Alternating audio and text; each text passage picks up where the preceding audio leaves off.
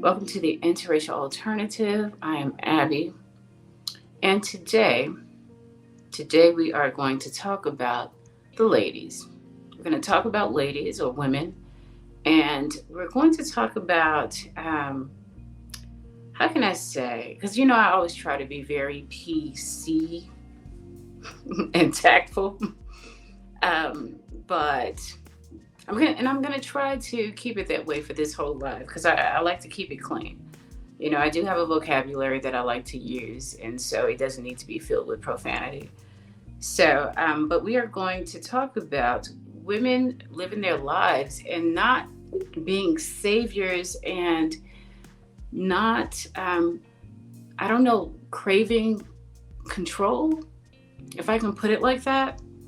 And I'm sure the rest of this live is going to speak heavily or be able to go in deep detail of what I'm talking about. But um, and from what I see online and from everything that is in my personal lives, I see that I don't even know if it's traditionalism because I really think traditionalism is dying.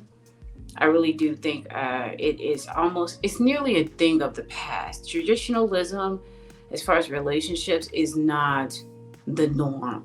More of a 50-50 setup is the norm nowadays. And, or some other sort of just two people together for whatever sort of needs that they need met and not necessarily being involved with each other. That's the type of situation I see nowadays. But I do see very much that women are, I don't know, I think I said craving control, and I think that is the best way to put it. And that the world sees women as being feminist and being very independent, but it's not really that way. And I think that people use the word strength and independence interchangeably with feminism or being a feminist, and they're not the same thing. They're really not the same thing. And so I'm going to get into that today. There's a real lack of women kind of just like enjoying what it is to really be a woman. And kind of like I've said before in previous videos, enjoying living out their identity or developing an identity for themselves that doesn't involve men or anyone else outside of them. And maybe some men also have this issue, but men aren't really reared to do that. Women are trained to look out and to nurture everyone but themselves. And I think that's the best way to put it. So that's what this live is really going to be about. Women really nurturing others to the detriment of themselves. And to the point where other things and other people become parasites to them and they become the host. I think that's the best way to put it. Okay, so now that we got that description out the way, I'm just going to get into my points. Okay, the points of this live stream, if you will. They're like women. We as women have we can be called saviors or have a savior complex. I think we are the easiest ones to have that sort of complex, what they call like a martyr complex, because we're the nurturers and the life givers of the universe. Whatever gives life is always female. And however, with that, we're taught more to give than to receive and really to develop who we are. I think we're told who we are, and a lot of us don't choose to look outside of that. And if you do, it's almost blasphemous, sort of blasphemous. And like I said, some men may go through this as well. And I will say, men who didn't have maybe sisters, men who had parents who were kind of like wayward, and men who grew up having to raise their younger siblings, they would kind of relate to this too.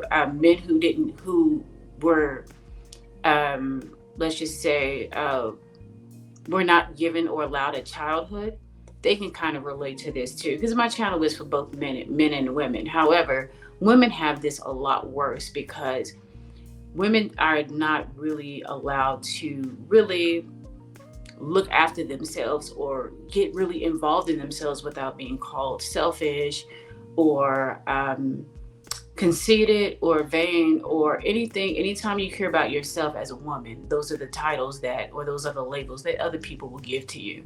So with this video and with this live stream, I'm really going to try and put a just try and get into some women's heads that it's not a crime for you to be involved with yourself or absorbed with yourself. You need to get to, that's the really the only way that you're going to get to know yourself and develop yourself as a woman. um, and the interesting thing is, I noticed like in the Black community that there's a saying that says I'm Black first. Actually, you should be you first, then you should be Black. Because being Black is not saying anything. That's just a classification. That doesn't say what you are or anything like that. You have to have your own identity outside of your race. So that's another thing that specifically a lot of Black women will struggle with.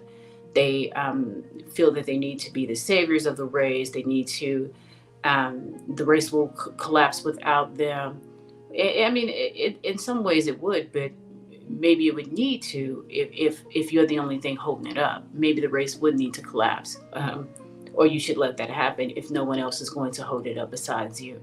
Um, but like Black women specifically have this savior complex, is that they are not just they're the mothers of everything and everyone, but when they need the mothering themselves or the nurturing themselves or that emotional comfort themselves, they don't have any place to go. So again, that's what we're going to be talking about today. Okay. So my first point with this video is, you know, there's a problem when you deny yourself the same rights and freedoms as women of other races. And women of other races get to use all sorts of things. They get to develop their own identity and not be shunned for it. They get to experiment and not be shunned for it. However, in the Black community, if you have a thought that is outside of the norm or what they think it is, how they've defined Black to be, you're an outsider or an outcast. And that goes sort of against the idea of you being an individual or you being able to develop yourself first before you get in with a group. And I think you can see that we lack that a lot.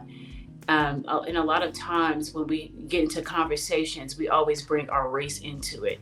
And if you have a very varied group of non-Black people, we're the only group of people that have to bring our race into it.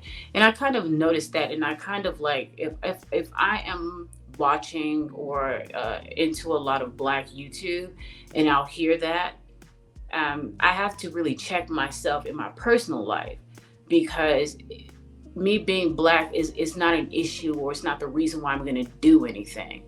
You understand what I'm saying? I'm going to do something because Abby wants to do it, not because I'm Black. Okay. That should have nothing to do with it. But a lot of us, oh, hi, Ocean.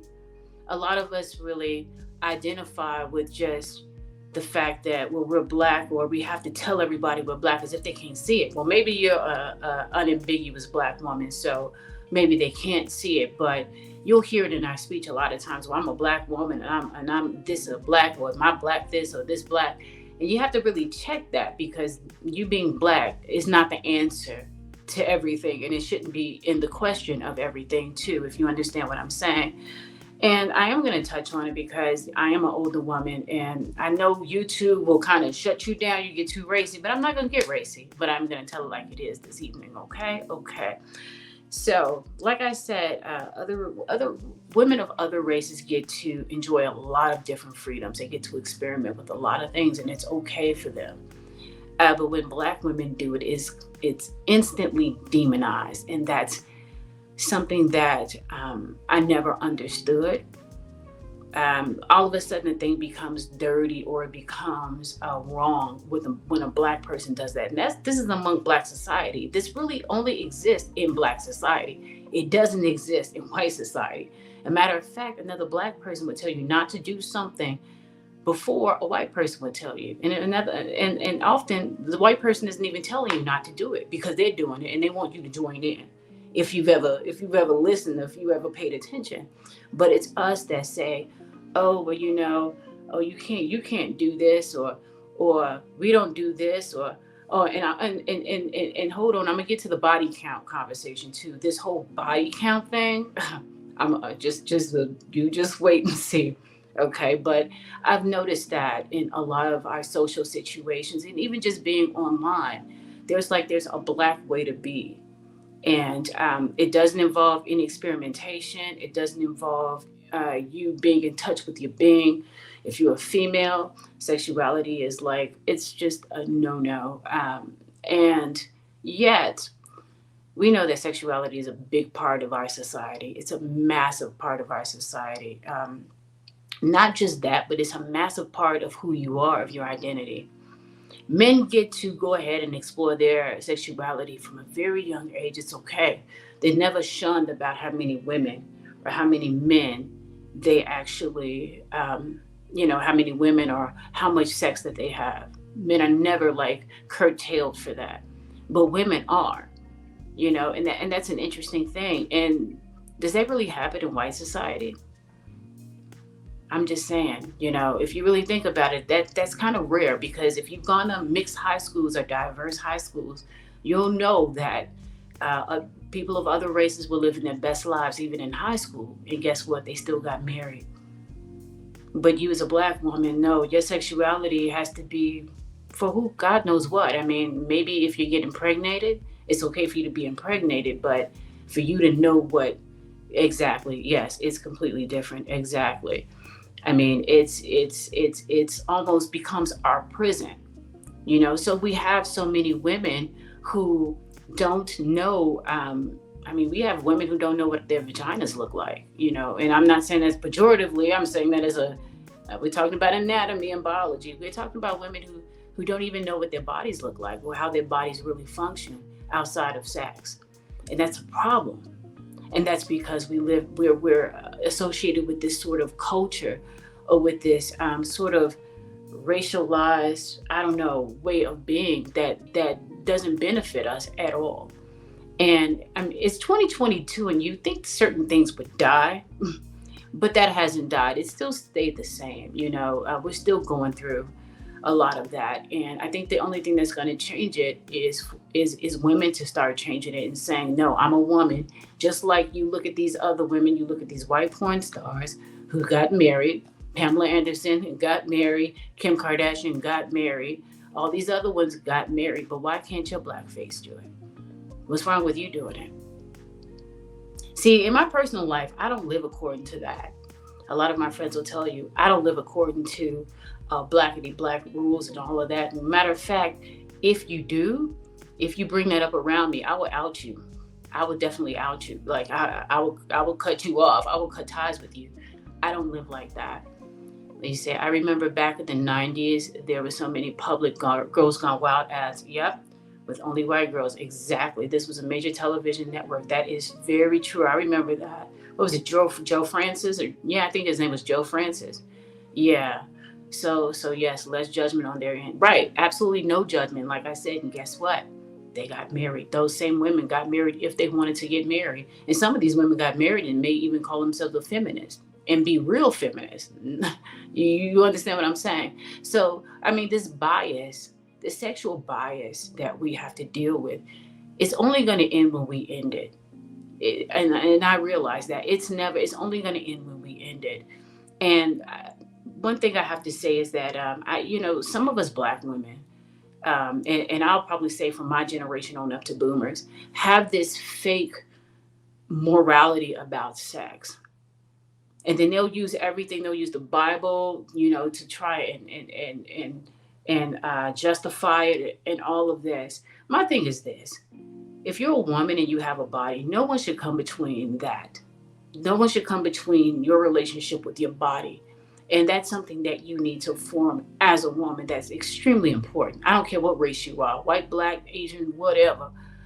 You need to have a relationship with your body. You need to have ownership of your body. You need to be the one to dictate who touches you, when, and for what reason. And allowing others to kind of do that is to me is absurd. I don't think that makes you a feminist. I think that you own your body. You're in your body all the time. No one else is. Okay, so you need to be able to really dish out and give out licenses as to how long somebody gets to be by your body, when they need to be by your body, and under what conditions. I think that all belongs to you.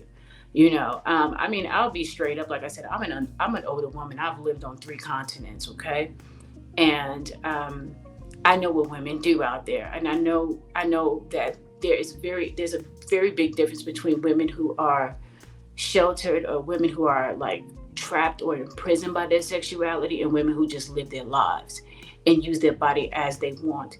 And my thing is this: I'm not saying you need to go out there and become an escort. I'm not saying all that. If you do, that's up to you. I don't like I say in many videos. I don't tell people what to do. However, I think that the reason why is that there's so much government, or if I can say that, governship or government over women's bodies, is because female sexuality is very powerful. It's extremely powerful. And I think that by men kind of dictating how you use your body, and when you use your body, they're running control over that. There's so many books, and there's so many videos and websites and things dedicated for women to have their own body and to enjoy their own pleasure and to be guardians of that. And I would tell any woman who follows me to go ahead and indulge and get to know your body, because it is yours and it doesn't belong to anyone else, and you get to decide who you sleep with and who touches you for whatever reason. You get to decide this. If somebody comes up to you, do this, you get to decide if it's okay. I mean, I'm taking it there.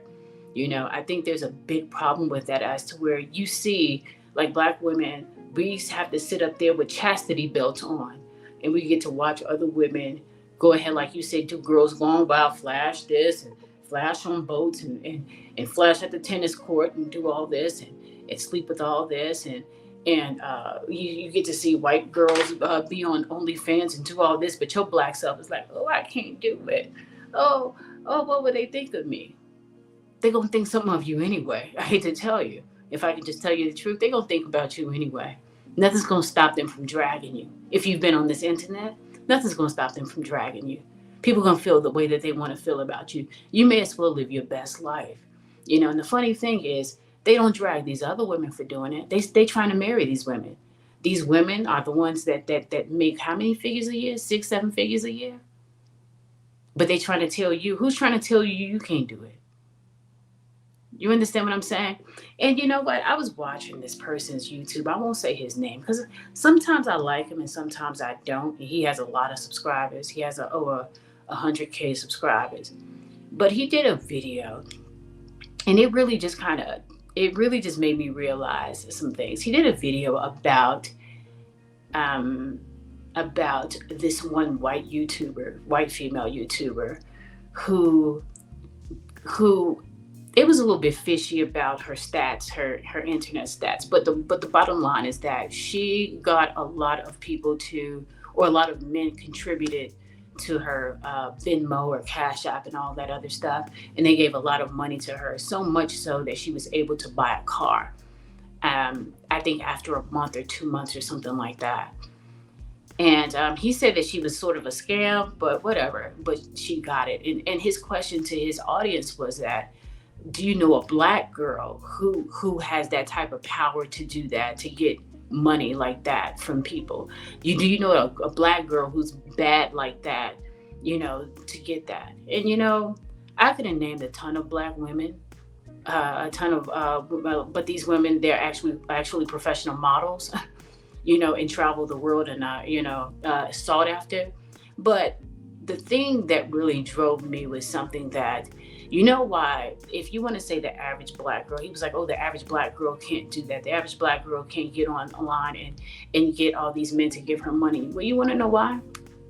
It's because Black men have made it their business to demonize on the image of Black women, to the point that no other men rarely or have to fight to kind of see the beauty in her. So if there's a reason why a Black woman can't get 100K off of supporters on YouTube from like subscriptions or whatever. That's what it's by. That's why. It's because other races are seeing this fighting and they see what black men have valued women at. And so if I mean they see that, so this I mean it only makes sense for you to think, well, if you think of her like this, then I'm gonna think of her like this. The live stream turned my damn stomach, I have to say. It really did. But what it also just reinforced to me was that and I've said and thought this to myself, and like I said, I don't tell people what to do. I do not. But if any of you are out here dating these black men, you a goddamn fool. I swear, you a damn fool. Even the ones that deal with you, even the ones that deal with you, don't really like you. Don't even really like you. Like, really, they will put a ragamuffin of another race above you. And my thing is this: if you are still following them and you sending them your money, you deserve everything you get. I'm sorry, I have to go there. You deserve every bit of it. You know, because a lot of them just don't like you, and they don't mince their words on disparaging you or dragging you. And it's just unreal, some of the stuff that you just watch and just the way that they put it. Oh, if is there a black woman that can do that? Hell yeah, there's tons of them. I mean, I grew up in the time of Naomi Campbell, who was black as night, who was the hottest, baddest on the runway. Like in the what, like, was that 80s, 90s? About the 90s. 90s and 2000s. Naomi Campbell owned it. There was Evangelista and there was the other ones, but nobody gave really a rat's ass about them. It was all about Naomi. Her pitch black dark ass was gorgeous. She lit up the fucking runway. And anyone who was in my generation would kind of know that. They'd be like, yeah, it was all about Naomi. And it was just like, I mean, Tyra Banks was like kind of like the back, she was the back end. Naomi didn't have to be a raging, and try and push Tyra out the limelight because Naomi was always bitch between the two of them. And Naomi was darker. So it's just like, there's always like this job for people to kind of like push black women down or just try to diminish that in them at any point. So I'm just saying, give your money how you want to give it. But if you're giving your money to some of these male YouTubers and you sit on their screen, their live shows long enough, they don't give a rat's about you. And like I said, you really deserve what you get. If this is how you spend your money, and maybe, you know what? I have to think that maybe black women are so used to being disparaged that they don't know what a compliment is. I have to think that too. I have to think that. I'm just going to post some of this. What do you say? You're spot on. Black men have made black women look bad in a lot of ways. Black women have allowed it by continuing to align themselves with them. That is absolute fact. You said neither one was light-skinned or mixed-looking, though. Exactly. Exactly, Coretta.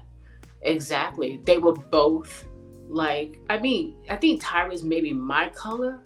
Tyra's maybe my color. And I'm caramel. Like, I consider myself caramel, like, And then Naomi was darker. Like, I mean, everybody wanted to be Naomi. Hell, I wanted to be Naomi. I used to tan, okay? I used to be a couple of shades darker than this, okay? I tell you about 10 years ago. Please, we all wanted to be Naomi, okay? So, I mean, it's interesting. They spare no moment in dragging you through the mud. And yet some black women have this undying loyalty to them. So I'm gonna keep going because I got a lot of points. I got a lot of points to bring up tonight, okay?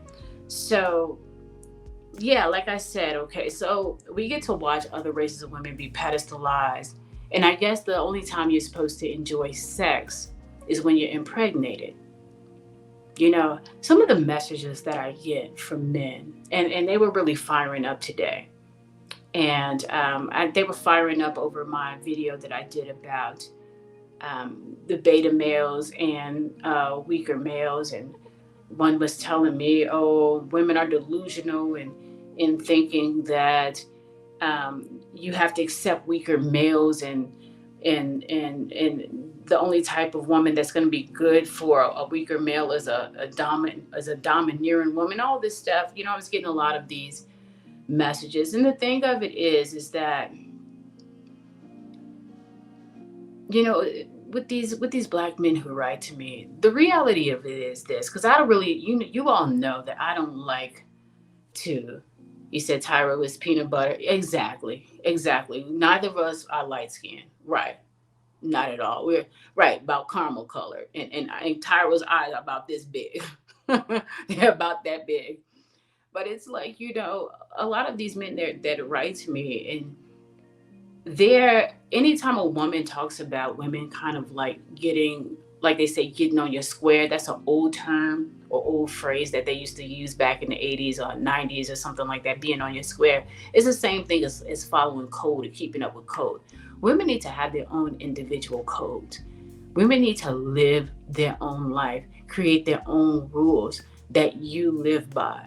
Now, I'm not saying that you go pick up somebody else's husband, because I'm not going to be responsible for what you do with that. What happens with you on that level? Because I know how some women, when their heart's involved, how they just shut down and they just see black, and go into rage. But I am talking about how the decisions that you make in your life, making sure that you're making decisions that better your life and are for you.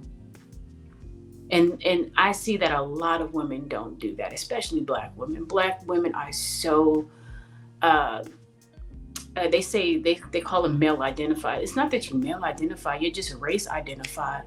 You are so caught up in being a race savior that if a black person looks at you or gives you some sort of look as to what are you doing, it's like you really react to it. You really like, you have no autonomy over who you are.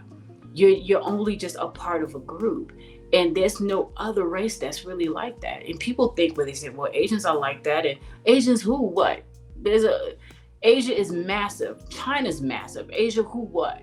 They're all like who? Because a lot of times you'll like to say, well, all white people stick together. Really? Have you heard white history? No, they don't. They don't. It's nothing but time and an opportunity for them to take somebody out that's in their own way.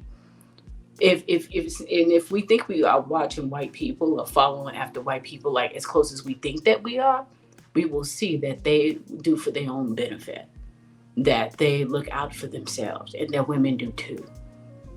Most of these sites, be it OnlyFans or cam sites, they're full of white women. It's majority white women, and then probably next it would be Asian, then it's black.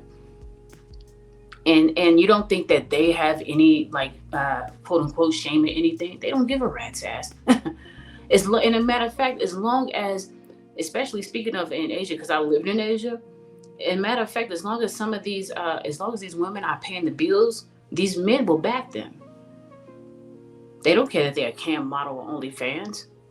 Please. And back in the day, like I used to know some girls, and they would be like, some of their boyfriends would be like managing them as cam girls. And they would have hundreds, they would do all types of things and stuff like that. But it was they had the skills to pay the bills, and their boyfriends would be managing them. These were grown women. These weren't 18-year-old women. These were grown women. These were like women in their mid-20s. And they were making tons of money. They were making six figures. Basic, right, exactly. Would you say, yes, over-identification with race kills individuality. It can kill one's true identity. It does, over and over again. And then DJ, you said they were pimps. Exactly. They are pimps. Exactly. Well, right. But see, that came out later. Those young girls didn't know at the time that their boyfriends were like really just cashing in on them. And sometimes like their boyfriends would do scenes and stuff with them. But the point being is that they were able to date. They were able to have lives and live in houses and have studios for camming. And that's the difference. It's like black women are shamed, even if they want to get into that. Shout out to Nosy Ho. If you all know her channel. Nosy Ho is popular right now because that thing with Nicki Minaj.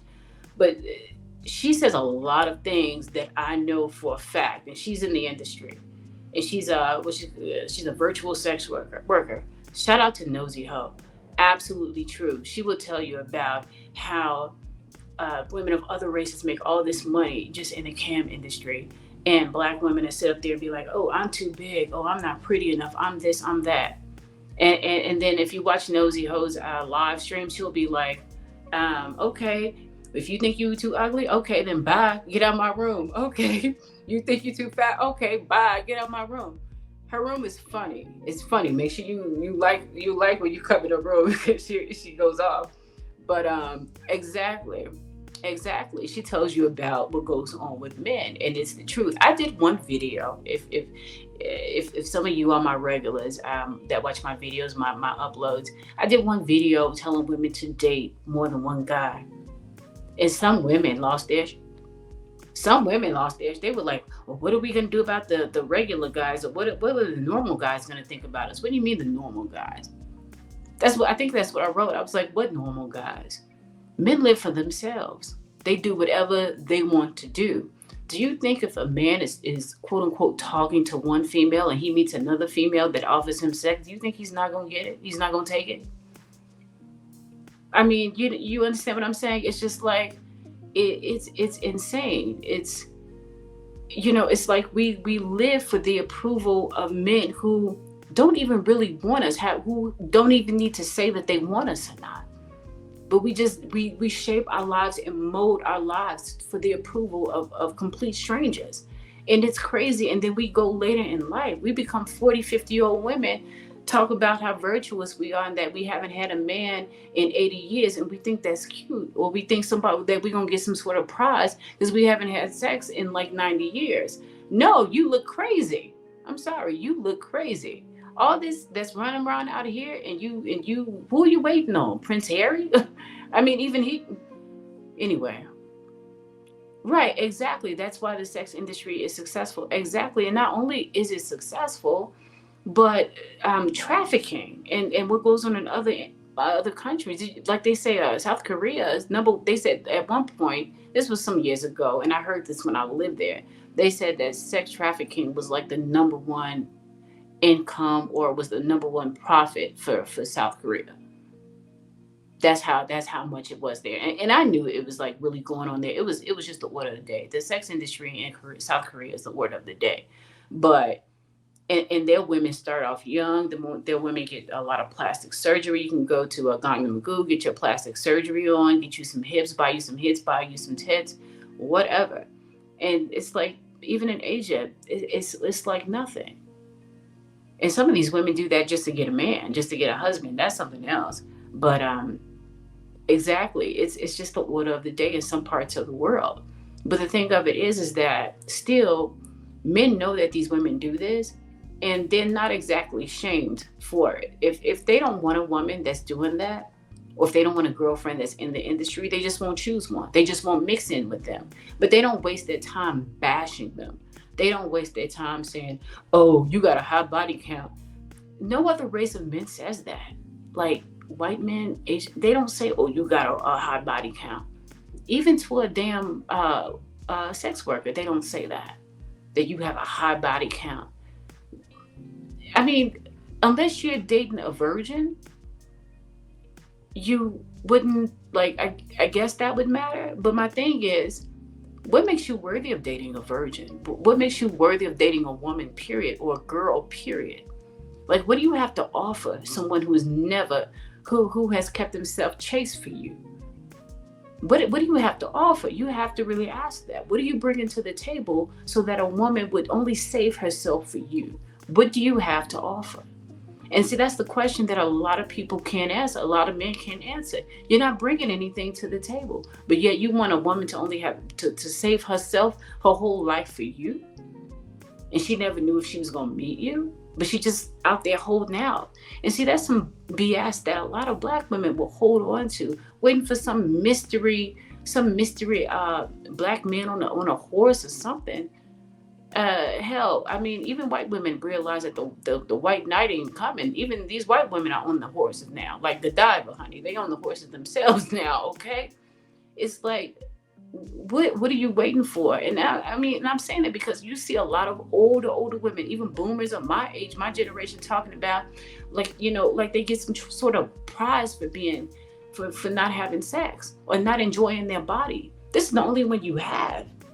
When this, and trust me, as a stroke survivor, I can tell you, honey, when this goes away, you ain't gonna have too much. You know, when the brain goes, the brain is the powerhouse of everything. The brain will dictate what if everything can move or not.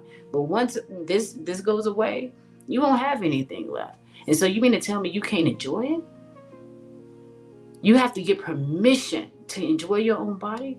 That it doesn't that even sound insane? But a lot of women go for this. And they're trying to impress what they say normal guys. I don't know what a normal guy is. I don't. I don't know if I've ever met a normal guy because all the men that I know are pretty much by pop culture's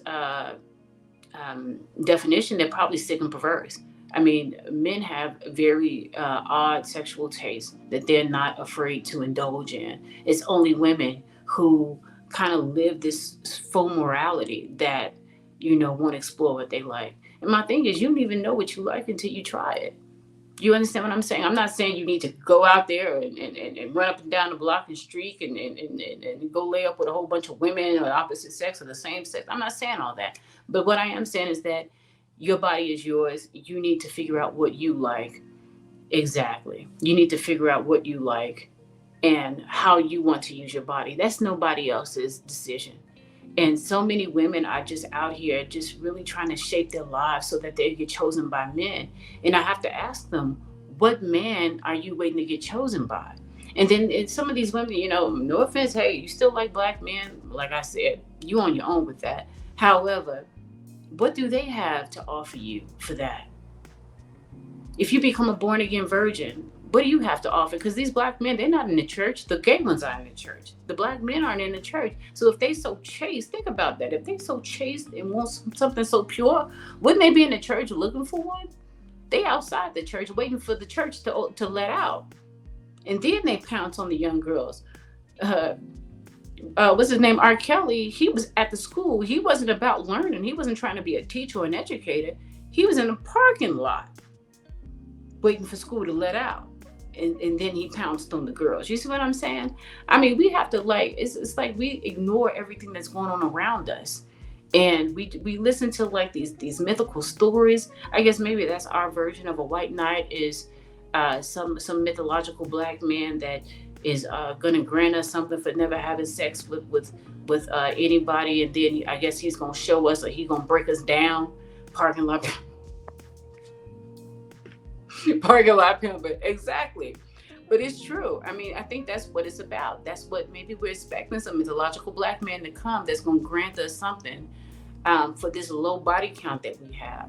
But the funny thing about it is that these men, they want you to not have any sexual experience, and they want you to be young, no sexual experience, but they want the experience to be good. So I don't know how that works because you don't get a good experience without experience, correct? Your first time is always your worst time, right? You're not a pro. You're not experienced your first time. So do they even know what they're talking about? See, like there's that fuzzy math again that George Bush used to always talk about. Fuzzy math. It doesn't add up. It doesn't add up. And so very few women should even listen to this. I'm going to go right on. So it's like the other one is that there's a refusal to reject men who value you as zero. And I just mentioned that about this YouTuber he's just one YouTuber, but there's so many men online and just in our real lives who show absolutely no value, but we still are open to their advances. We still are hoping. There's still women getting knocked up, even since this whole ban on abortions went through. If you go on, what is it, TikTok and some of these YouTubers are uploading some of these videos about young girls getting knocked up right after the ban and having to have babies and how their baby daddies mistreated them after they got pregnant. So we have someone who's wants to come up, so we'll see.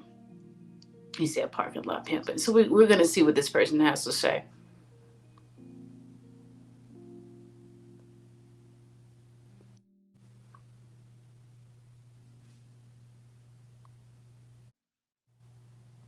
Okay, well, we don't want that. So I'll go ahead and edit that out. So that's real interesting. But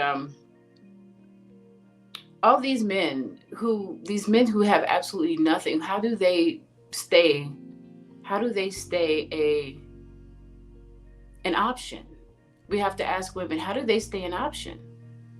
It doesn't make any sense. And you say, oh my God, you say spam. Yeah, I'll have to just see who else is. I'll have to see who else is who else comes up. But I before I upload this, I'll go ahead and edit it out so it won't hit the stream. So um, we do have to see why it's like that though. Why women aren't paying attention and aren't vetting. And there's a lot of talk about vetting. There's tons of talk about vetting, and the thing about it is that women and girls still aren't doing it. They're still not. I guess I want to say learning from other women and learning from history from their environment to make better choices in their partners. But yet still we have like this string of videos of girls and women who are still getting pregnant and still having these situations with men. Yeah, I'm not. It only lasted a second, so I doubt YouTube would catch it. And when I upload it, it won't be there because I edit all my videos. I have to put my intro in. So that's something interesting too. So my next point is that refusal. Women they refuse and are ashamed to make choices that improve their life and their safety. And I don't know if you all have seen that one video about that grandma who talked about how she got married too young, and she was giving an interview to a black guy, and how she was afraid to. She wanted to get married. She chose to get married and have children instead of going to school, and her mother was going to send her through school. I don't know if you all saw that video before. And she said that after she had 4 kids, she went to her mother and told her, she said, well, you know what? I'm tired of having children. I'm ready to go to school. And her mother said, I don't have school money for you anymore. I don't have any money to send you to school. So that's done. So really it is about our choices, and thinking that certain windows don't close for us, and thinking that certain choices and things are open-ended. It's not. The only thing that's probably a closing window is having children, and you can always adopt. You know, exactly. Yeah, that video was very popular, and it made its rounds. I forget on what content creator I saw that on, but that's one thing. It's just that you there's a lot of women, and I've talked to women too, older women, women in the boomer generation that say, I would have loved to travel. I would have loved to not had as many children. I would have loved to not gotten married or married someone else. These are real things that women say. And even when I was living in Japan, I talked to women, and there were a lot of, I think this was like really like the beginning of women coming out and saying that they wish that they never had children.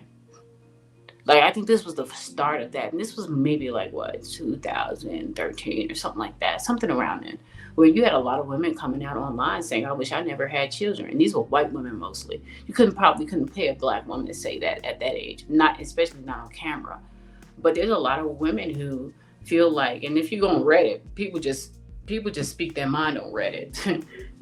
That's it. But there's a lot of women that just said, I really made some bad decisions, get involved with certain men. And I wanted to travel. I wanted to go for my doctorate, and I never was able to do that. Or they try and do it later in life, and it just doesn't feel right, or it just doesn't have the same thing for them. But even though that they accomplish it, it just doesn't, it doesn't do it for them. You understand what I'm saying? So I think that's something that we really need to pay attention to. It's called regret, having regret over missed opportunities.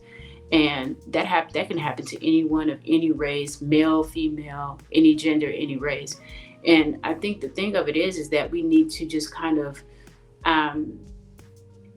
really kind of maybe try and have some foresight. And a lot of times just listen to other people's experiences, and not think that you're doing this doing the race a favor by having these children that you can't take care of, or being with some black man who or who has no money.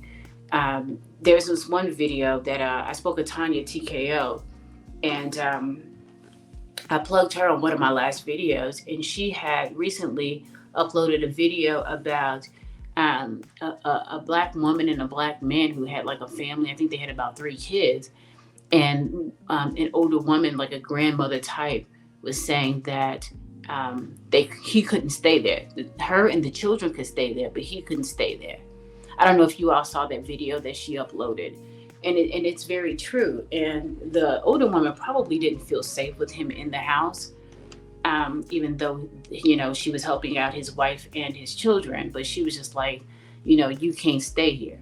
Right, exactly. And then there was some women, if you saw Tanya's, her audience, they even mentioned, like some of the women were saying, how is the woman a bomb? And Tanya went off. I tell you, Tanya's like, I know she's not my age, but she has that old woman wisdom too. And she's just like, what do you mean she's not a bum? She was like, she made a bad decision. She chose to have a man with no job. Exactly. He was going off. And some of the people in her comments were like, well, how is she a bum? And I was like, well, honey, a bum would only choose a bum. Because a woman in her right mind is not going to choose a man who has no job or can't keep a job. Exactly. Exactly, a bum couple. Exactly. And these are things down to decisions that we make. And I know that online, a lot of women don't like to come face to face with their decisions. They like to say, well, why am I getting blamed for it? Or why are you telling me or something? Shouldn't he be better? But my thing is this, the thing is always that you as a woman, you choose who comes, who you allow on your body, in your body. It's your choice. It's your choice, unless it was great, it's your choice who you allow to lay down with, who you allow yourself to lay down with. You have the final say so. And so when you not only lay down with this type of person and you procreate with this type of person, not once, but 3 times, and then you're both homeless, neither one of you are working, how does that happen? Like, that's my nightmare. It's just one of me. And that's my nightmare. No job, no working, no means of making money. And just to imagine you have mouths to feed. So it's like, that's unreal. But like I said, it's a refusal to reject men who net you nothing, who bring nothing to your life. But he just impregnated you. So he got so much more from you than you got from him. You're about to give him a legacy. But your children are going to be born and struggle. And it's like, is that worth it? And that's the reason why a lot of people don't even want to have children. A lot of people with no money don't want to have children because they're saying, look, I don't want to give birth to children and have them struggle like I did or worse than I did. You can't fault people for that. You can't fault people for thinking like that. So like I said, we have to learn how to be better judges. And then this whole thing with women saying, oh, you can't vet. I don't like. I don't know. I don't know. I guess that's some younger generation stuff. I've never heard that you can't vet. I've never heard that you can't vet. People vet people all the time. They vet everything all the time. It's called having discriminating taste. So for someone not to be able to vet, it just doesn't. It doesn't make any. It doesn't. It doesn't make any sense. And then it says, my next point is refusal and shame to make okay, so it's a refusal to make choices that will improve your life and your safety. And now we're talking about domestic issues, and when women fail to get third parties involved, and that's a bigger deal than you will ever know. And I remember growing up, I noticed that women had real issues in calling the police on men who were harming them. And it was like a big deal. And like the men had to almost unalive them in order for them to call the police, because for some reason they had just a loyalty to the person who had absolutely no loyalty or no honor in their lives. And we still see that that's not even true. A lot of women will refuse to call the police on a man whom they tell to leave their house, that they tell to get out, that he has to go. He'll take his time because he knows that you're not going to call the police, or he'll do this to you, or he'll do exactly. And there's been some recent videos uploaded about that, regarding that too, and women's failure to call the police. And you know what? I kind of thought about that today.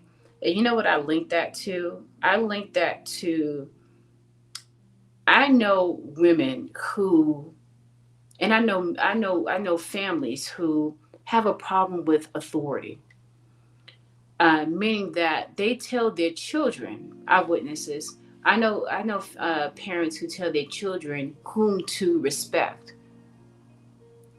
So they'll tell their children, "Oh, you don't have to listen to her, or you don't have to listen to this. This could be another family member. You don't have to listen to her. You don't tell him what to do in his own house. Blah blah blah. You don't do this. You don't do that." I'm like, you don't want to teach your children any sort of respect, any respect of authority or guidelines. Well, the father doesn't have any, so that's probably why they don't. It's not a trickle down effect because the father hates the cops and the police. Okay, so now they're grooming their children to be the same way. So now their children talk back. Their children will hit you. You understand what I'm saying? Little kids will hit you. It's really wild. It's absolutely wild. But I think that goes into why women won't call the police on their children, because, or on black men, is because they're very much reared to fear outside authority. But here's the catch-22, is that outside authority is the only one that's enforcing discipline upon them. You don't, if you're a parent and you're choosing not to enforce any sort of discipline, any guidelines, any rules, when they get out in the world, it's all about rules and guidelines. It's all about them. It's all about them. Can't walk this way, you got to stop, there's a red light, there's a green light. It's all about following code. So if the first place you have to learn that is in your home. So when you go outside and you commit, and you wondering why little Shay is committing all these crimes, it's because you didn't teach him any of that in the house. And so of course he's going to go to other people's houses. Exactly. He's going to go to other people's houses and try and put his hand in other women's face or other men's face, and he's going to disrespect them. And guess what? They're not going to take it, though. They're not going to take it. They may not call the cops. He may not live long enough for them to have to call the cops. They may have to call the coroner. You understand what I'm saying? So, I mean, that's very real. And I've learned that, dealing with a lot of people in the community, is that they don't enforce respect of authority. A lot of these crimes that we see, and a lot of these unalivings that we see on the internet about who got shot this week, who's the hashtag this week, it's really down to the fact that I would bet any money that these women and these families didn't have any structure, they didn't have any discipline, and they didn't teach any respect for just people. Because you can't tell me someone who grew up in a household full of respect, that's respect for elders, respect for law and authority and discipline, that would go out there and try and outrun a cop, swing on a cop, stab a cop, do all this. It just wouldn't happen. And a lot of the times this is what you see. But when the piper comes to get paid, then we are expected to go and march and protest. And what's that famous line they always say? We want answers. I got an answer for you. I don't know if you want it, though. I got an answer for you.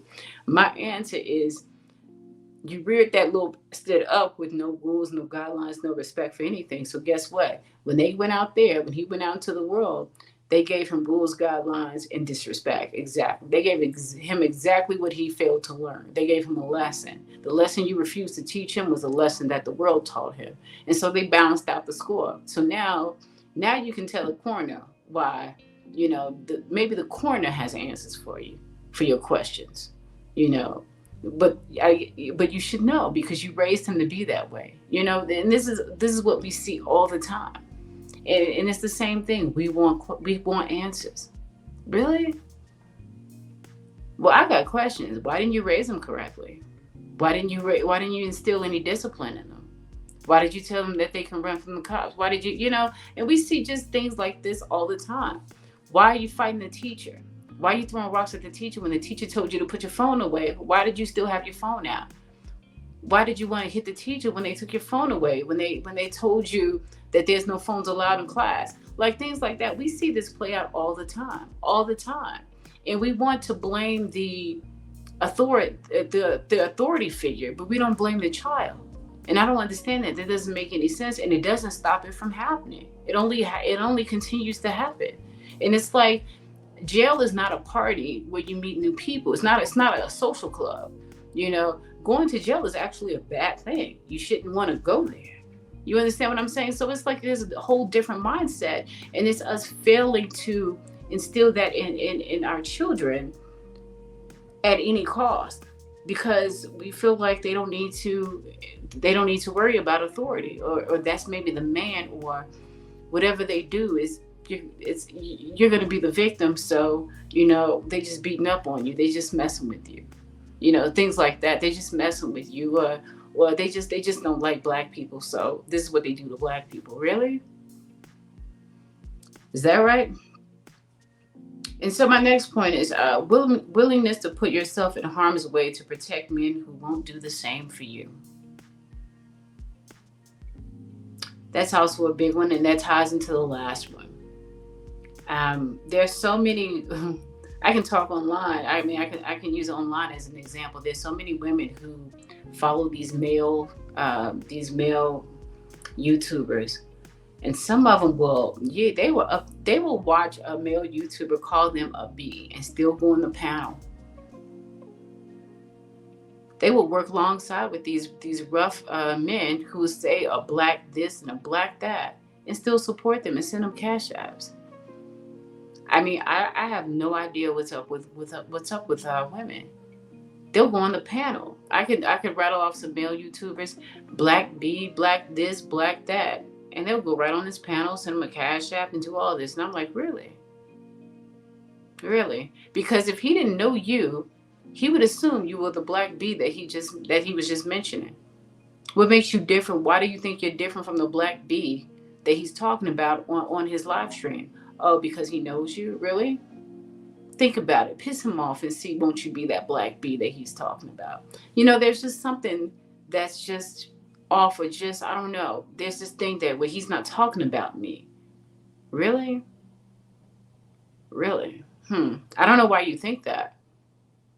Because even in relationships, those of us who have been in long-term, serious, committed relationships, we know that there is very much, if you have a string of arguments, say it's just a time when you and your partner aren't getting along. There's after a string of arguments, and the person wears thin. If you think back, if you listen to your partner, you notice that you sort of he sort of starts to see you as the woman that was before you. If you get him mad enough or something, or if he's irritated enough and he can't handle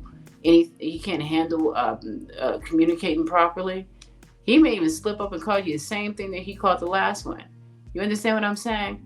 There's not really that much of a difference when, especially men who have certain types of vulgarity in their vocabulary, and kind of lean on that on a hair trigger.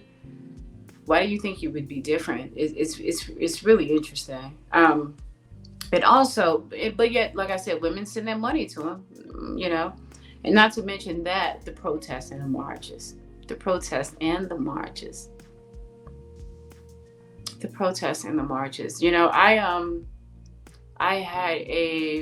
I put together a video that I was going to do about women needing to get gun licenses, but I stopped working on it because I saw that a lot of black women actually were getting gun licenses. So I was like, okay, I don't need to put it out. But even from the 60s on down, it was interesting that you saw so many women jumping in front of like cops during the Black Panther movement. So many women were right out there trying to shield the men from the white men's nightsticks, from the police nightsticks, from hitting them. They were trying to shield these men from it. They were out there protesting and marching right alongside. I'm sorry, I have a problem with that, because I think that sort of thing is very masculine, and I think it's for men to kind of handle. But I think we're the race where it's customary to see the woman out there fighting alongside the men, and I think that creates an effeminate male. If your woman has to pick up that heavy amount of slack, just think about it, that heavy amount of slack of protesting and marching and picking up guns and having to know how to use that, how to go to battle. When who was really going to battle? Like I said, maybe women in Eastern Europe were going to battle, but what other countries were allowing women to go to war, to fight wars like that? And the racism back in the 60s and 50s, that was heavy duty. But yet you needed women out there to fight with you. You couldn't call men from any other part of diaspora or from other states, but the women had to fight along with you. So if the women fighting alongside you, who's watching your children? So if both of you get wiped out, who's going to raise the kids?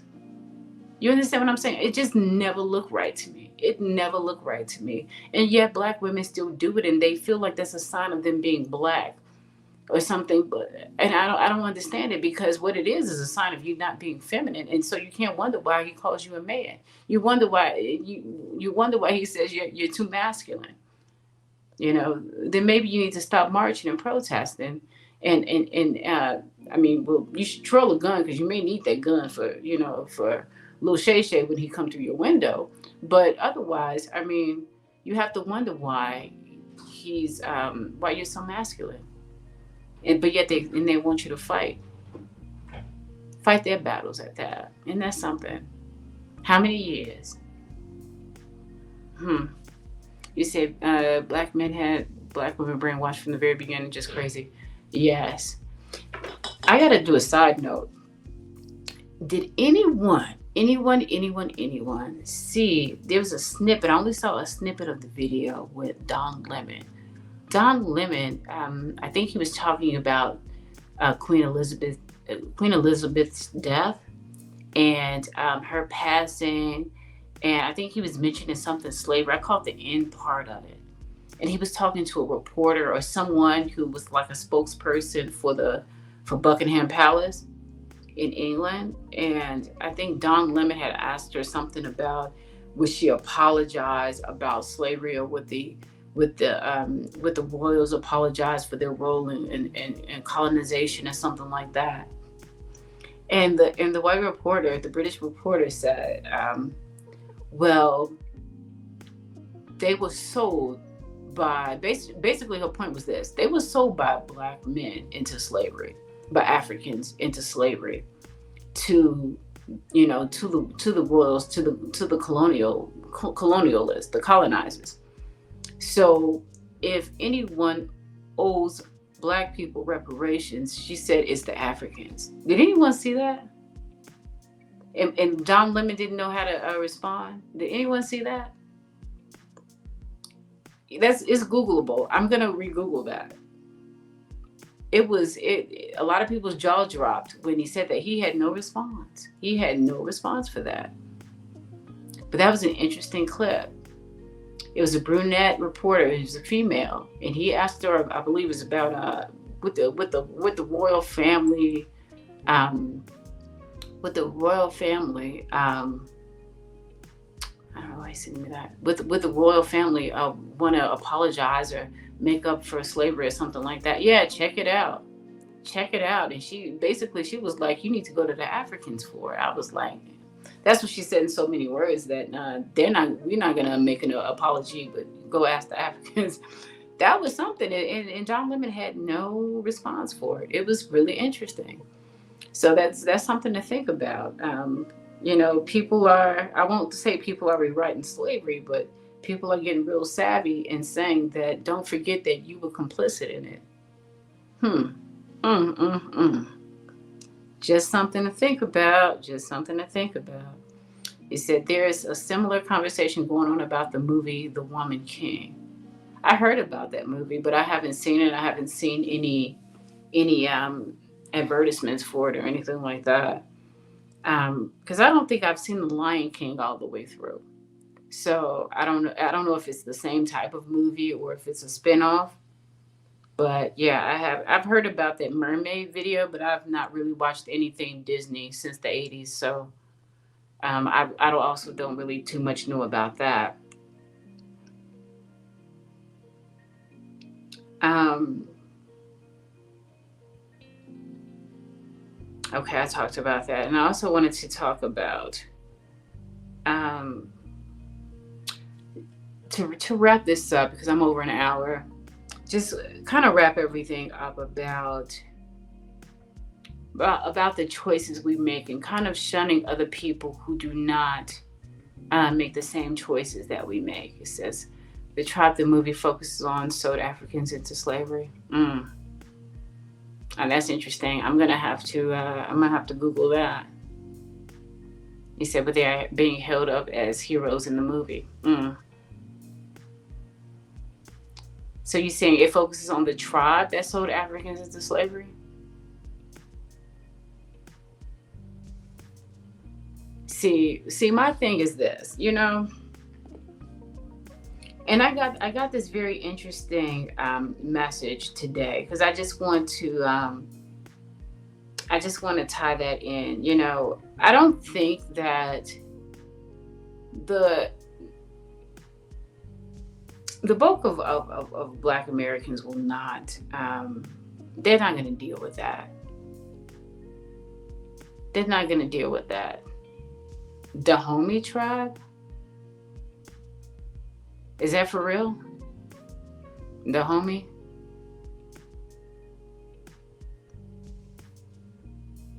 Is that what they called in the movie?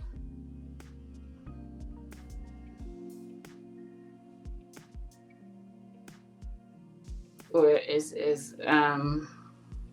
that's not the tribe I always heard that. Oh, okay. Well, where's that tribe based out of?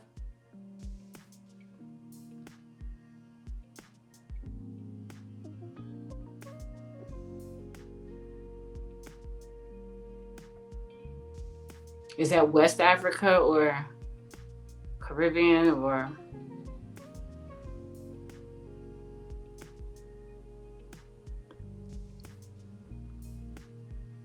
But I'll say this. I can Google that later. But I don't. There are some content creators that have been going that angle for almost about 10 years now, talking about um, talking about how complicit Africans were, or African men, the men were in slavery, and how we got over here.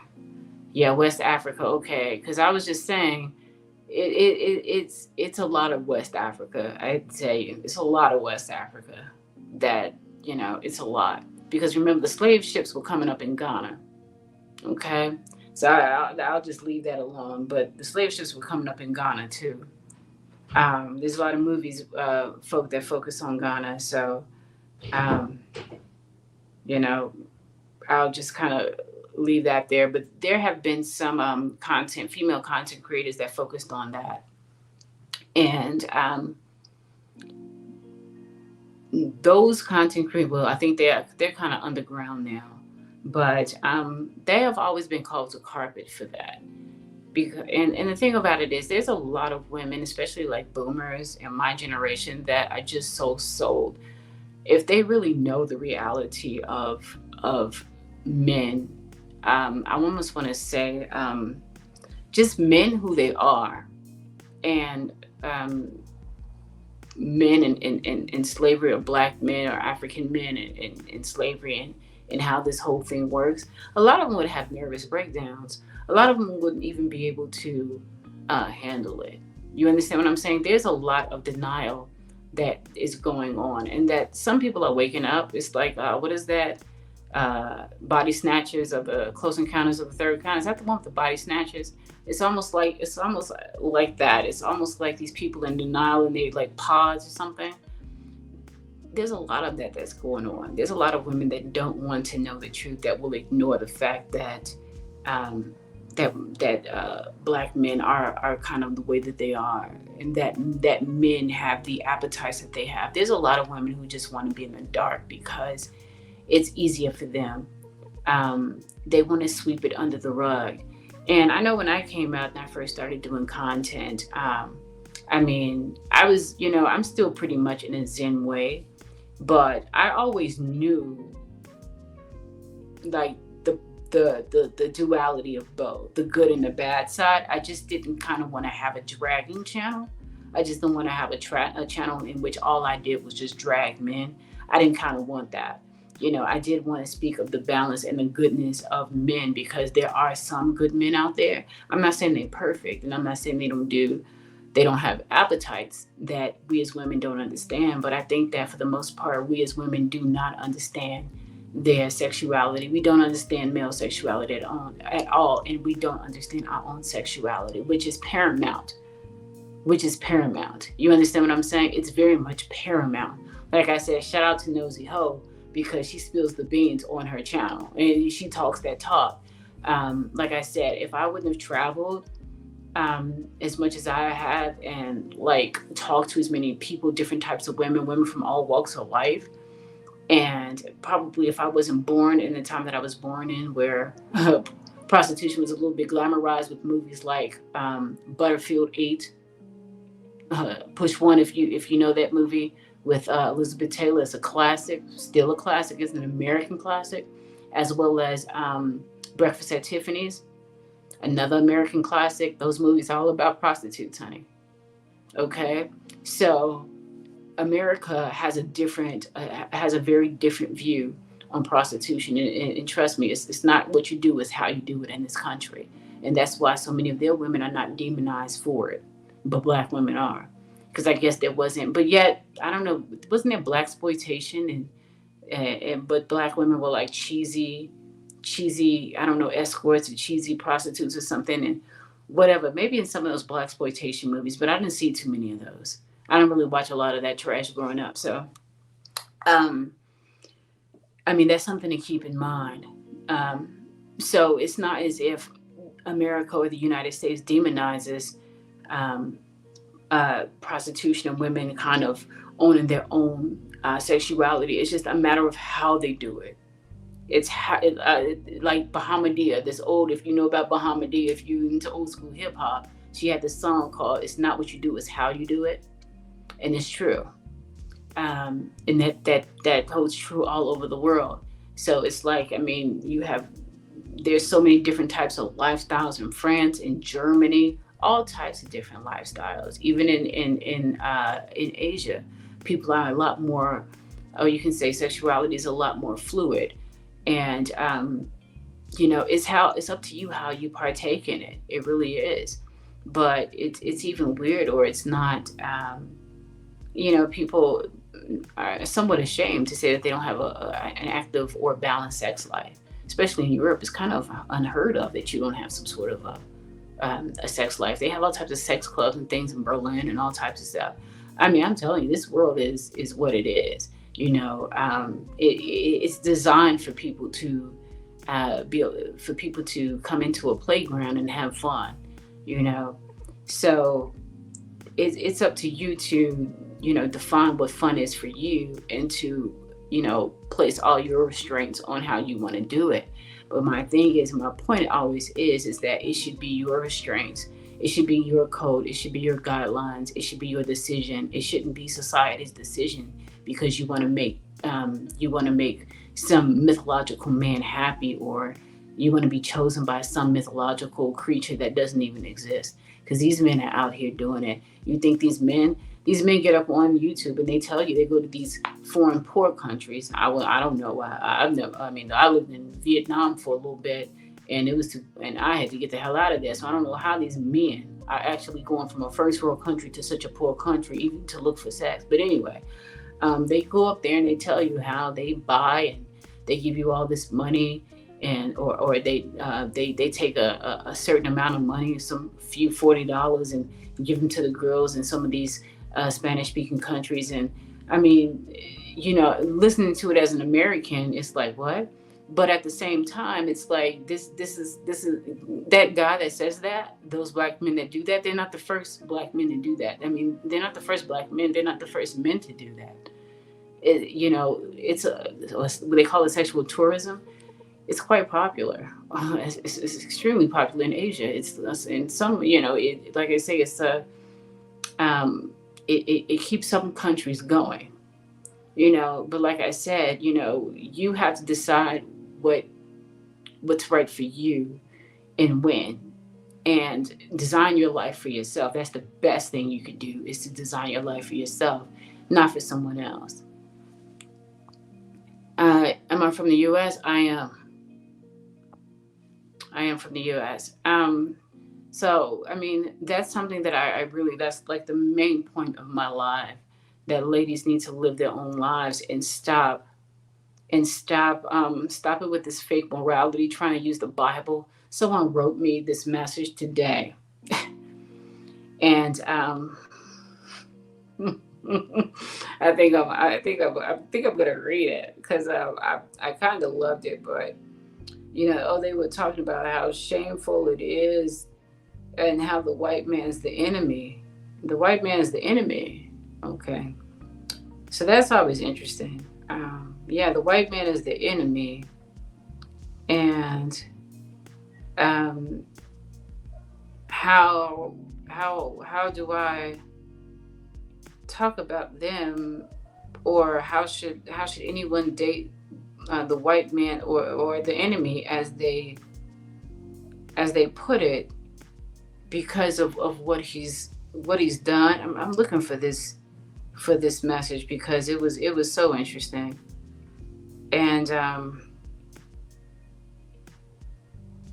I loved it because it was so. I don't know where this person lived, if they were really from the U.S. and they wanted to say that the white man was the enemy, and I can't find it. Maybe they deleted it. Maybe they deleted it, but I was looking for it. Um, about how, yeah, I think maybe they deleted it because I'm sure in the hell looking for it, and it wasn't that long ago. Let me see if I can find it again. But yeah, supposedly the white man's the devil.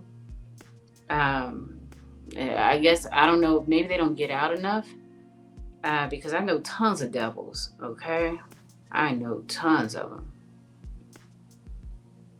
and yeah, maybe I think they deleted it. I wish they wouldn't have though, because yeah, I think they deleted it. Damn. Yeah, they deleted it. I guess maybe they. Yeah, it's on this video. Hold on, because this is this. I'm sorry. I'm sorry. I'm gonna have to edit this out. But I really wanted to see this video, see this comment. So I mean, you know, there are people who come across my content and want to tell me that, you know, the white man's the devil, and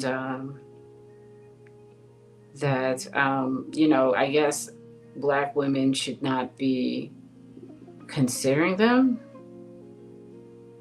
uh, because we should stick to our own races, you know. So yeah, they deleted it. They deleted it because I kind of ripped them a new hole. Um, and then they wanted to use the Bible in it. So I think they were probably a boomer. That's kind of like a boomer move.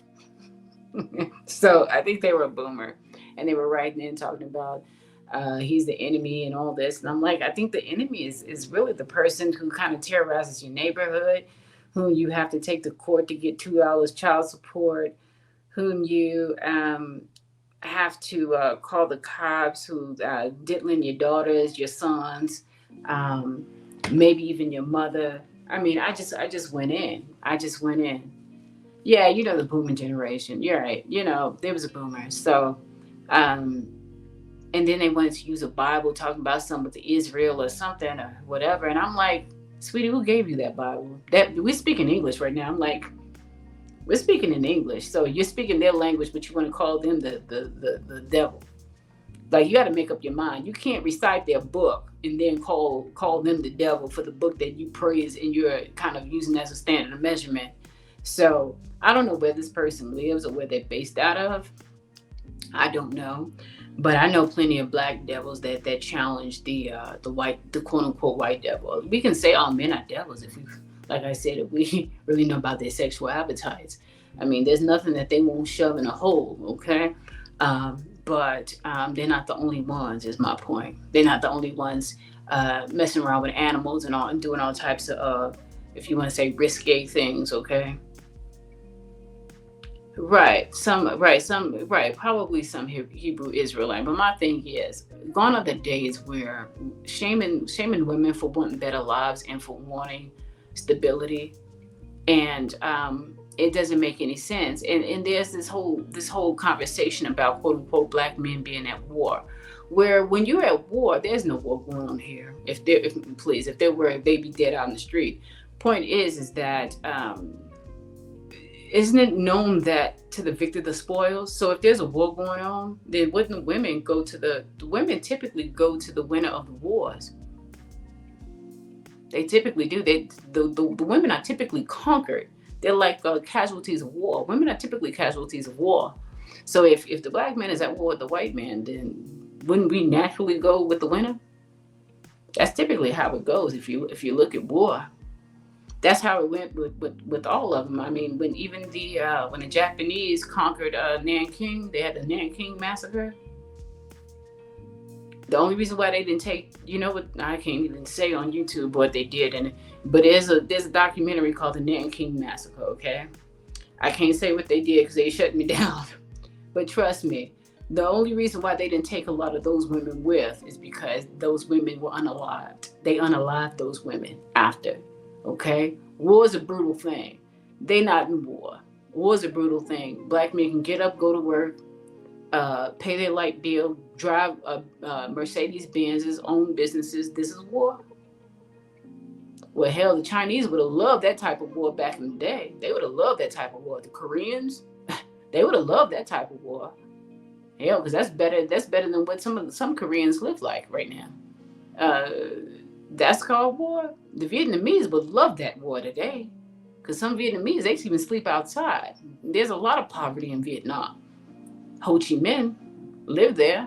So what type of war are you talking about? Where you can go and get a business license? You driving around in the Benz? You making money off of YouTube, and you can say what you want? You know, in some countries you can't say what you want. You know, in England you actually can't say what you want. In Germany, there's some laws about speech too. Did you know that? Can't say there's certain things you can't say about Hitler or something like that in Germany. In UK, there's certain types of laws too about speech or what you can say. So, but you can drag black women all up and down the metaverse and make money off of talking badly about your counterpart. You can make money off of that. Really? There's a war? You get a paycheck from YouTube. Some of these men make six figures. While they demonizing black women and talking about how no black woman could make X amount of money off of just sitting there. They couldn't make enough money to buy a car. That's a war. That's a war we in. Really? A lot is shifting. Black men are conquered, but they, for the longest time, were at least a little encouraged, knowing the black men were brainwashed into only picking and wanting them. That's a fact. Now, all of that is changing, and the men that conquered black men now have way more access to black women. I know. And it's like they're working day and night to make us so unattractive to them. They work day and night to make us so unattractive to all men. But it doesn't matter. See, they have to understand the human psyche. Eventually, the more that you drag me, or the more that you hurt me, I'm gonna turn against you. So even if no white man chooses us, even if no Latino, no Asian man ever looks at us, we still not gonna want you, because you can only push a person so much. You can only push a person so much, and we have hours, we have decades and decades of proof of their treasonous nature. We have decades of proof. So I don't know how, like I said, I don't know how black women are still blonde. I don't know how they still blind, or maybe that's some BDSM stuff. Maybe that's what I need to introduce to my channel. I do that on my Patreon, okay? Since y'all like it so much, oh, I know all about it. I know all about it because obviously that's what white black women are into, BDSM. They like that pleasure pain type of stuff, and they like it on a psychological level. So if that's what people are into, I could bring that in. If that's the big money maker. If you like being dragged across the metaverse by men that you think that you have a chance with, maybe that's what it is. I don't know. I don't know. But obviously it's something. Obviously it's something.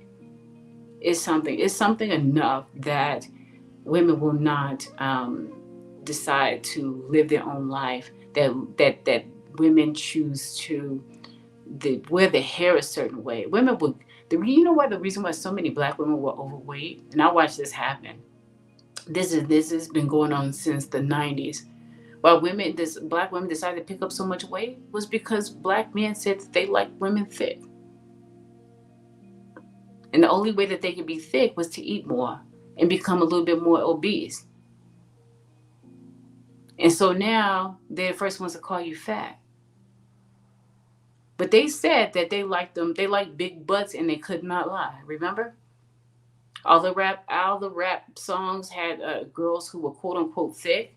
And that was back then, those girls were probably just maybe a size 6. They weren't big. But now you put it to this time now, and then you have overweight women because things change over time. So now you have women who are size 12. Well, saying, well, black men say they like them thick. Right, but no other man likes them like that though. So you may be trying to appeal to black men, but now you're unappealing to white men, Asian men, Latino men, maybe some Latino men like them like that. But still, you putting your health at risk to be appealing to these men. And then they turned around and called you fat and said you're the fattest out of all the women. Isn't that something? I knew it was a sham. I knew it was a sham years ago, 20 years ago. I knew it was a sham. I was like, yeah, like they say when what they say, when we go high or when they go low, we do this. But when they say, I like my girls thick, I lose weight. That's what it means. That's what I do. I do the opposite. Exactly. When they say, well, I like my girls thick, I lose weight. I become a bone. That's what I do. That's what you find attractive. Well, I don't want to be on your radar. So yeah, I'm gonna go ahead and lose 5 pounds. Thanks for the heads up. You see what I'm saying? I knew it was a sham back then. But black women go through so much for approval. And it's their approval. It's not even approval of like, you don't care what all these other men think. Think about it. You don't care what any of these other men think. None of these, you don't care about anything. Think about that. You don't care about what any of these other men think. These men who can actually do, provide, protect, make laws. You don't care about what those men think, but you want Ray Ray. And Ray Ray don't have a pot. Ray Ray is sleeping on your couch though, but you want to be appealing to him. And guess what? Ray Ray is on a hunt, on a low key hunt online, looking for Sally, who is a size 4 at best, a 4 at best. But you built your whole life around Ray Ray and pleasing him. Oh, I only date black men. Oh, I ain't gonna date no this. I ain't gonna date no milk. Oh, they smell like mayonnaise. Really? And you think it's cute too. You think it's cute. You think it's cute. You know what? But I think I've explained enough. I'm almost going on 2 hours, and I just wanted to say, I just wanted to say, for the love of everything that is holy, please start living for yourself. Please start living for yourself. Whatever you choose to do. If you choose to go with Nosy Ho on her channel and take her classes, hell, they sound interesting as hell. But like I said, I know what's on the other side. If you decide to do whatever you want to do, explore yourself, know what your body looks like before a man does. Know how your body works, what pleases your body before a man does. Because if you don't know, he won't know either. Men are the last to know how to please a woman. You need to know what pleases you. You need to know how your body works. Don't wait for a man to enter it before you know how your body works. That's just a fact. That's a fact. It's your body. Don't let somebody tell you what they're going to do with your body. You let these men bend you all over, or rip out your hair, do all types of crazy stuff, spit in your mouth, just use you as a dumpster. Really? And then when they done, they go back and lay on your couch because they ain't got nowhere to live. Or they go back to your house, and when they get in the car, they message in the next hoe. I mean, like we really gotta think. We really gotta think, and you build your life around his approval. These guys' approval. There are all types of men out there. Men with that can change your whole life. That can provide you with, I mean, that can help you and provide you and protect you in ways you can't even imagine. I mean, I've lived some of it. Like I said, I was with a man for nearly 10 years. I know, I know. But this is what we're selling for. And we protecting this man, and we trying to fight the whole world for him. But yet, if you get into a fight, this is how he gonna protect you. He just gonna film it. This is his protection. He's not gonna try and break it up. He's gonna try and film it. Really? That's sad. That's sad. I wish that person didn't delete that comment, because I was going to ride her a second time. But I'm going to end this live, and I'm going to thank you all for watching and joining me. Oh, hold on. Let me just pass push this comment through. I remember you mentioned an energy in one of your lives. Black men only make themselves look worse, trying to make black women look undesirable. It's very true. It's very true. But my thing is, it for a lot of women, it doesn't work. They don't wake up. They don't, they go in more mode to protect them. And unlike this YouTuber who I was talking about, who posed that, who compared us to this other white girl, that whatever, that it's the same thing. It's literally the same thing. And there's so many women who support him. And like I said, it's some BDSM thing. That's some BDSM stuff. That really is some BDSM stuff. These women that they send him all this money, they do all this, and this man would be more than happy to date someone lighter than you. He wouldn't date anyone who looks like you. Probably, nah, he wouldn't. And that's interesting. That's interesting. He doesn't think that your likeness is worth X amount of money. He's like, he knows that there's none of you black women out there that could get somebody to get you a car. Then he wouldn't believe my life with my 10-year ex. He wouldn't believe my life. He wouldn't believe it, because I didn't live middle class with him. But anyway, that's another conversation. So I'll just say, it goes beyond telling black women to make better decisions. It goes to, hey, get a journal, get a piece of paper, or if you don't even have a journal, write down the things you want to happen in your life. And act like nobody's watching, put a lock on it, act like that you live alone, and write down all your goals and your dreams for your life. And whatever you wanted to try, talk about what you'd like to experience. And keep that note for yourself, and work towards it. Work towards your own goals. Don't worry about what black people gonna think is you shouldn't do it. If the next door neighbor is gonna do this. Some of you wanna date someone of another race, and you're worried about how other people are gonna look and feel about it. Don't do that. Don't worry about that. Write down your dreams and your goals, because when things don't happen, and this is something that, like, I just want to beat this little dead horse right now. No offense to horses out there. But like I said, I've met a lot of women with regret. And regret knows no race and no gender and no age.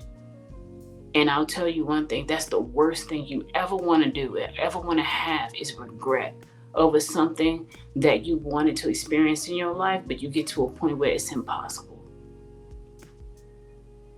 Or that you pass up an opportunity that you could have had that would have changed your whole life, and you said no. And you said no because Daquan said no, because you got pregnant, or because you married the wrong guy for whatever reason to make your community happy. You really didn't care about him, or you married the wrong gender, the wrong sex, whatever. That's the worst thing, because I've listened to a lot of women about their regret, and that's why I've always gone for the things that I wanted to happen in my life. Always. I didn't care about who didn't like it, who didn't, whatever. I never cared, because you have to live with regret. And regret will make you miserable. It will make you miserable for the rest of your life. It will make you absolutely miserable. And when that clock ticks out and you don't have a chance to go back in time, because we don't have a chance to go back in time. When I was all stroked out and talking like that, there was nothing I could do. All I could do was look to the future. I didn't have the past. I didn't say, well, maybe if I just would have eaten like this, maybe if I just would have, too late for that. Too late for that once you have a stroke. And you start taking your organs out. Too late. But once I started working on myself, and the door started opening up again, I shot out the door like a horse. Okay? I shot out towards my goals and my dreams like a horse. But a lot of other people don't. So that's another big point of this video. Whatever goals you have, go for them. Screw regret. If you say, well, it's between nursing school, or if it's between going to France or moving to France and me having this baby, I think you need to find the nearest clinic so you can get your butt to France. Okay? And let that be a lesson to you. But find the nearest clinic and get your butt to France. Okay? I mean, straight up. Because windows close, deadlines happen. And a lot of times, like I say, people take regret to their grave. Whatever it is, you all know what situations you are dealing with better than I do. But I know one thing, you're only young at a particular point in time. You may look young, but you ain't young, okay? So that's one thing. Enjoy your youth. Experiment with things that you supposed to experiment in your youth. Not the drugs, no, we don't need that. But experiment with things that you want to experiment with in your youth, because you have it, and your youth is your time for learning. It's not for being controlled by other people and all these other people trying to tell you, as long as you ain't hurting yourself or damaging your body or damaging anyone else, you're good. But live your life, I'm telling you. And it's coming from somebody who has lived their life. And I have no regrets, honey. I only regret, I was going to say, I only regret that I had a stroke, which slowed me down. But, I think I'm better off because I had the stroke. But that's another come to Jesus. That's for another video. But, I've lived, I've made my choices for my life, honey. I have no regrets. It's only here on up. And I want that for the rest of Black women, too. Because we seems like we getting pregnant by the day. we're still getting pregnant by Daquan, Sharon, whatever, Loctavius. We still getting pregnant by them by the day, and so nothing's happening. Okay, so we need to change that. Okay, so I'm gonna end this video. I do want to read this one. You said, yes, some Black women will never learn. It is what it is. The true individuals will flourish while the others stay left behind. That is a good message, and I'm going to let that message close us on out. Thank you all for watching. And I will see you on my next upload. Thank you so much. Have a great evening or morning.